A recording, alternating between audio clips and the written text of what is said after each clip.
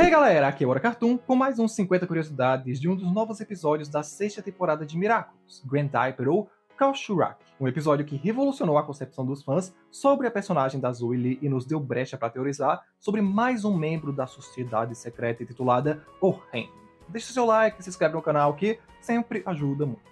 A nacionalidade estadunidense, especialmente nova-iorquina da Zoe, fica muito evidente em vários pontos da sua personalidade, como sonhar em ser atriz, ter uma paleta colorida, mas na medida, e a sua visão sobre como pessoas ruins deveriam ser presas ou encarceradas. Em um de seus vários tweets, o criador da série, Thomas Astruc, confirmou o nome Fury para essa versão e o anti-herói da Vesperia, o que faz sentido, já que é uma versão dela que ninguém deve conhecer e a própria Zoe não sabe se ela vai sustentar isso. O nome genérico cabe perfeitamente. Que nem o nome Bunnynet para a versão da Marinette com o coelho, que nunca ia sequer precisar dizer esse nome a alguém. Fury não tem nenhuma grande adição de design, já que sempre fica nas sombras. Ela apenas troca as proporções de preto e amarelo do traje da Vesperia, que o amarelo vai todo para os seus olhos, deixando o resto negro e ganhando um capuz com antenas para cobrir o cabelo. A inspiração para essa persona da Zoe com Miraculous da abelha pode ter duas versões naturais. As abelhas pretas ou abelhas carpinteiras, que não vivem em uma colônia, são solitárias e trabalham sozinhas, e também na vespa caçadora, ou cavalo do cão, detentora da picada mais letal do mundo entre as vespas e que também trabalha sozinha, caçando outros predadores temidos, as aranhas, matando esses insetos intimidantes e usando o cadáver para pôr e nutrir os seus ovos. Vesperia alugou um triplex na cabeça dos fãs ao constatar que Ladybug só reage, nunca toma a iniciativa ou age primeiro. E de fato, na série inteira ela só apresentou medidas de proteção ou no caso de uma aproximação do vilão, mas nunca traçou nenhum plano para tentar aniquilar a maldade de vez. Thomas Astruc também confirmou que Fury não tem super velocidade, apenas que portadores de Miraculous no geral são bem mais rápidos que humanos normais. Logo, as cenas de abdução das vítimas foram mais estilísticas do que literais. Fury também é a quinta alteração meramente visual de um portador de Miraculous, começando na Rena Rouge virando Rena Furtive, depois Cat Noir virando Catwalker, seguido de Rockmoth transicionando para Monarch, Ladybug amarelando em Chronobug e agora Fury. Por causa dessa nova ameaça, essa é a primeira vez em anos que os heróis não fazem um Zero de comemoração, porque o que Zoe fez é bem mais sério do que ela fez. Os nomes completos dos três desordeiros foram revelados após o episódio Kalshurak, se chamando Loic Stompet Nelson de Glosset e Raymond Pugnat, ou Ray Pugnat. Entenderam? Ray Pugnat. Juntamente do Raimundo, seu pai, o Sr. Pugnat, além desse sobrenome significar pungente ou amargo, tem grandes chances de ser um dos membros do reino, podendo ser o Rei do Cetro por sua aparente relação com símbolos reais ou o Rei da Roda, fabricante de veículos como o helicóptero que ele insistiu em usar para buscar seu filho na escola. Foi confirmado que era aniversário do Loic nesse episódio, completando 18 anos, já que repetiu a mesma série por 4 anos consecutivos. A cena pós-créditos de Seria Adormecida nos prova que Zoe retornou como Fury pelo menos mais uma vez depois desse episódio, a não ser que seja alguém querendo se passar por ela. Os portadores secundários possuem um botão de descagem rápida para Ladybug, só podendo chamar por ela, enquanto Cat Noir e sua Lady podem selecionar quem quiser. Mais uma vez vimos o poder do Pega ser ampliado, podendo puxar mais de um objeto ao mesmo tempo, incluindo pessoas vivas ou o que for. Tal qual os fãs fizeram, Miss Round teorizou que Fury pode ser Chrysalis disfarçada causando problemas, enquanto Rena Rouge relembra que não sabem nem o gênero da pessoa ainda. Nora Cezé aparentemente está de férias da temporada de Luta Livre, sendo vista trabalhando na cantina da escola junto da sua mãe e agora no cinema com André.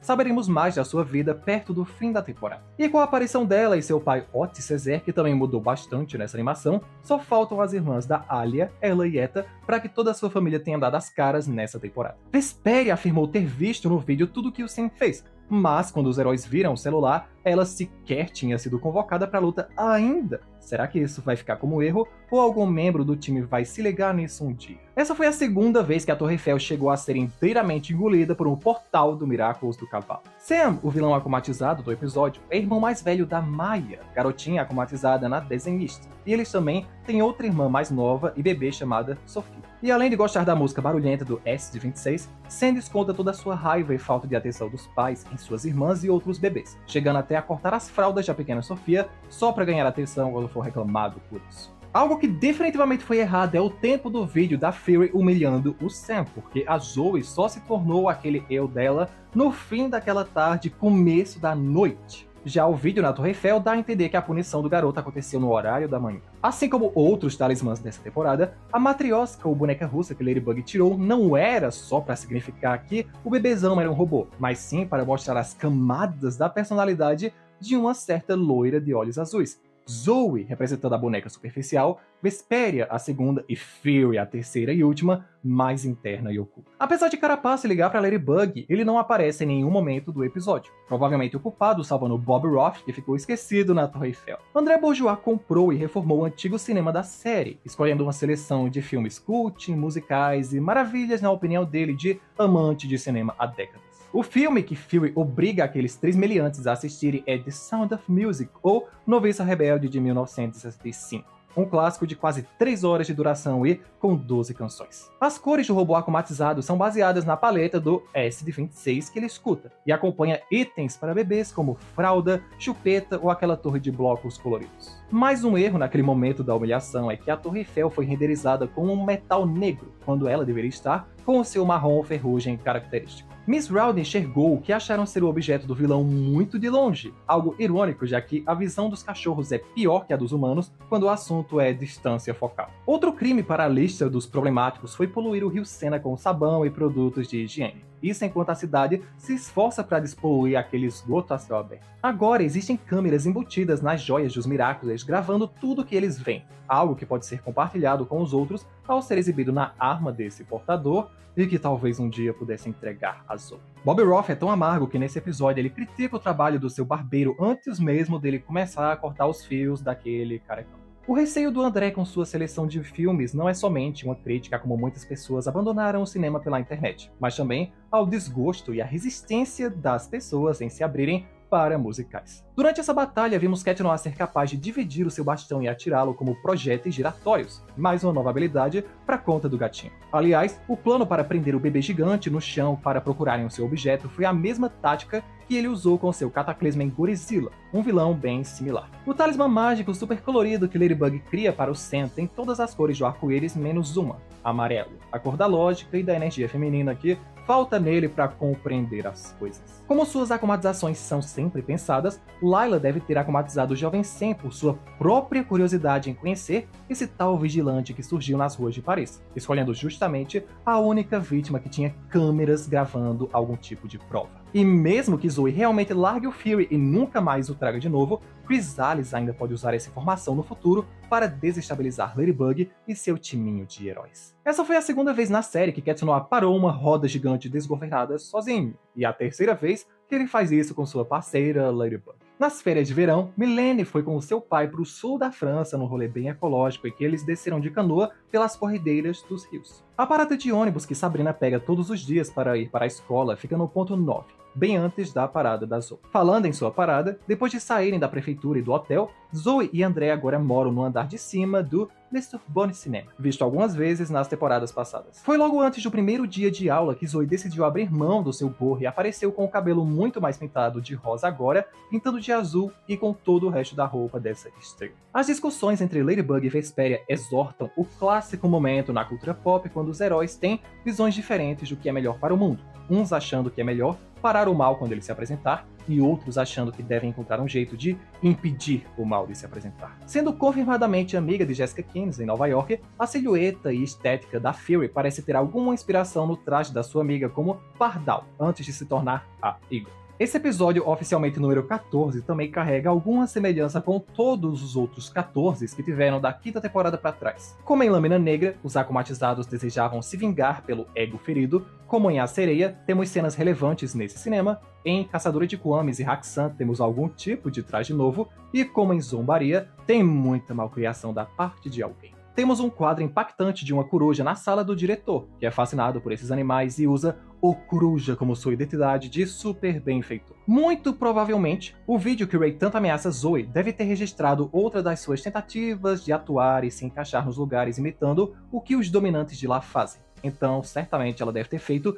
bullying com uma garota ainda mais vulnerável que ela no passado. Mesmo com usos ilimitados, o número altíssimo de viajares nesse episódio chegou até a deixar o Pegasus cansado. Ou seja, quanto mais você usar o poder, mais cansado e necessitado de alimentar o Kwame para continuar, você fica. E curiosidade 50, poucos momentos depois daquela apresentação, naquele mesmo dia, Ray, Loic e Nelson subiram. A Zoe é um dos personagens que eu mais critiquei, e eu já fiz muita edit zombando dela e falando que a Queen Bee é superior. Muita gente falou que é síndrome porque eu não aceito que a Chloe foi substituída, mas é mais pelo fato que a Zoe não é um personagem bem escrito. Pra mim ela sempre pareceu uma substituição. Então será que depois de 3 temporadas e mais de 5 anos, finalmente ela teve seu arco de redenção e finalmente ela é um bom personagem no meu ponto de vista?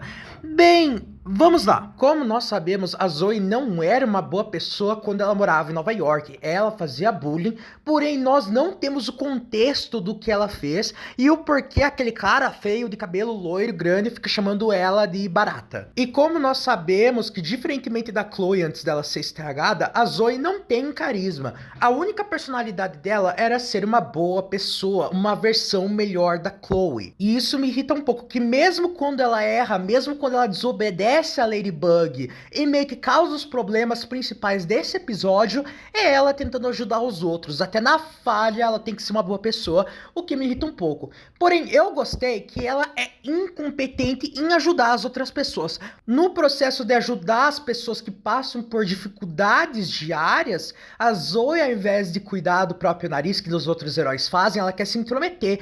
E como que ela ajuda? Meio que piorando tudo, né? E causando todas as confusões do episódio. Ela meio que, como a Ladybug falou, assedia as pessoas. Não no sentido ruim, assim, por causa que, vamos ser sinceros, você acha mesmo que aqueles 3 bullies não merecem sofrer? Eu acho que eles merecem. Mas no sentido que ela tá se intrometendo na vida dos outros e meio que está piorando a situação para a própria Ladybug e também podendo criar possíveis novos vilões pra série, pra Layla comatizar. Porque a Zoe não tá meio que ajudando, ela tá meio que piorando tudo mesmo, ela querendo ajudar, e óbvio que ela vai se aproveitar disso. Essa é a função dela, piorar tudo que ela toca. Agora, eu acho engraçado que a Zoe é a única personagem da série, tem o design principal de heroína e tem um design completamente diferente daquele. Uma coisa que eu já critiquei também sobre a Zoe é que ela nunca teve uma forma akumatizada. Ela só foi akumatizada uma vez e ela ficou com a aparência da Chloe, porque era pra fazer a audiência detestar a Chloe e gostar da Zoe. Então eu quero muito que algo aconteça em relação ao Miraculous dela, que provavelmente a Ladybug vai ter que fazer algo sobre ela, tá se tornando esse anti-herói, e tire dela e ela seja akumatizada. Eu gostaria bastante disso, porque eu queria ver a Zoe akumatizada com o rosto dela, sabe? Mas sendo dito isso, eu tô gostando mais dela nessa temporada, porque ela não tá pique-me chata que nem a Marinette também era no passado. A Marinette e a Zoe são 2 personagens que eu já taquei muito hate, porque elas são um tipo de personagem perfeitinha que eu detesto.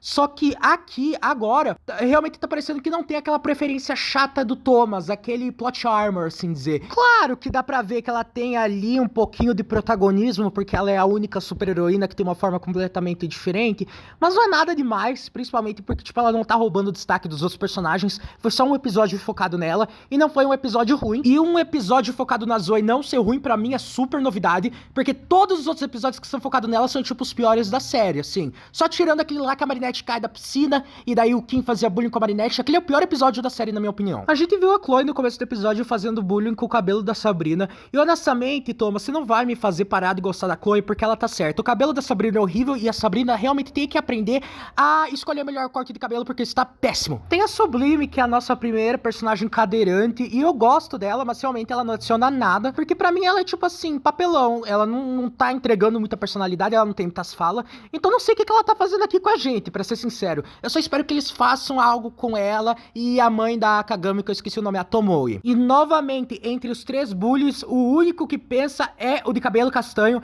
Eu não sei porque que eles fizeram ele ser o único que tem, tipo, um pouco de cérebro pra fazer bullying, mas ele é o único que consegue realmente ser competente em ser um lixo. Tipo, esse loiro é muito burro, e o outro amigo de cabelo curto, a única personalidade dele é ficar bravo com qualquer coisa que aconteça. Eu detesto esses 3, mas esse de cabelo castanho, ele tem que ter um plot diferente, frente, ele provavelmente vai ser mais importante do que ele tá sendo agora, porque é sempre ele que percebe as coisas ao redor, é sempre ele que inicia o bullying, é sempre ele que consegue o que quer. Ele é tipo uma Layla, só que 1000 vezes mais feio, menos inteligente, e se ele tivesse o Miraculous da borboleta, ele nunca ia conseguir chegar no nível da Layla, que ela conseguiu literalmente o desejo dela em 5 segundos. O pior personagem desse episódio foi essa criança horrenda. Eu odeio essa criança, ela é muito chata. Eu não sei por que ele tava estragando a fralda da irmã dele bebê. Cara, como que tu é um irmão tão ruim? Eu odeio essa criança. Pra mim, ela não